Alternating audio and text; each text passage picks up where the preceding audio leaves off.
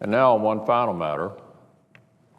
In the Obama administration's latest offensive in its war on coal, it has proposed new regulations that threaten Kentucky's 20 existing coal-fired power plants while potentially putting thousands out of work. If enacted, the massive new regulations would prove the single worst blow to Kentucky's economy in modern times and a dagger to the heart of the Commonwealth's middle class. Despite what they are called, the proposed restrictions on Kentucky's coal-fired power plants amount to little more than a massive energy tax, and they will have a devastating effect on Kentucky.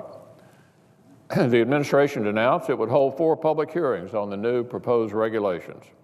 And given the dramatic effects that they're sure to have on my home state, you'd think they'd hold at least one of those hearings in eastern Kentucky or somewhere in Kentucky at the very least. But then, of course, you'd be mistaken. Once again, just like last year when the Obama administration held public hearings before proposing this national energy tax, not one of the sessions is slated for a non-metropolitan area dependent on coal. The nearest location to eastern Kentucky is a 10-hour round trip away. Since coal employs over 11,000 Kentuckians and accounts for over 90% of Kentucky's electricity, I wrote a letter to Gina McCarthy, the EPA Administrator, formally requesting that she convene a hearing in coal country. In coal country. Of course, I've yet to get a response. It doesn't appear that Administrator McCarthy is too busy to talk to some people, however.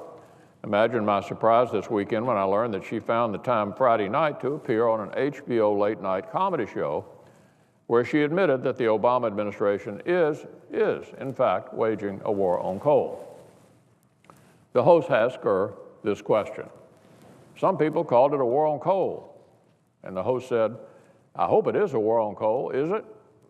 After a moment of indirection, Administrator McCarthy conceded that a war on coal is, quote, exactly what it is. The EPA Administrator said a war on coal is, quote, exactly what this is. Of course, this talk show was recorded in front of a friendly anti-coal host and audience in a television studio in Los Angeles. It almost sounds like the site of one of her EPA's anti-coal hearings.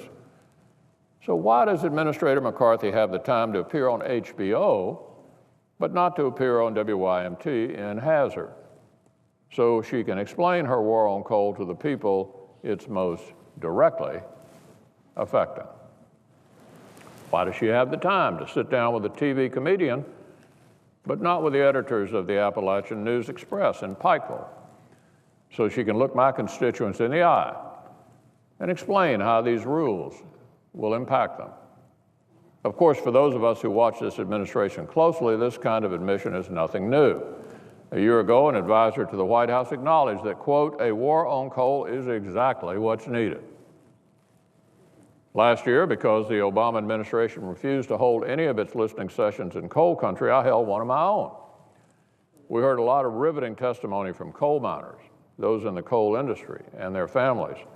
And I brought their stories back to the administration where I testified on their behalf since the administrator wouldn't hear from them directly.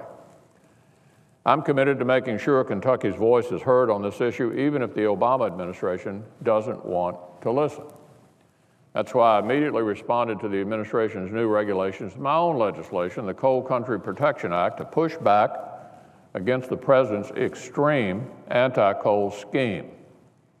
Supported by the Kentucky Coal Association, my legislation would require that the following simple but important benchmarks be met before the rules take effect. Here's what it would do.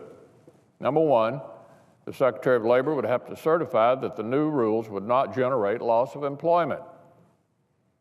Number two, the director of the Nonpartisan Congressional Budget Office would have to certify the rules would not result in any loss in American gross domestic product.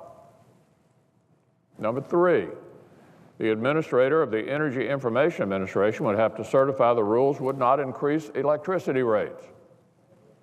And number four, the chair of the Federal Energy Regulatory Commission and the president of the North American Electric Reliability Corporation would have to certify that electricity delivery would remain reliable.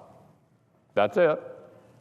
My legislation is just plain common sense, and I urge the Majority Leader to allow a vote on my legislation. Mr. President, I yield the floor.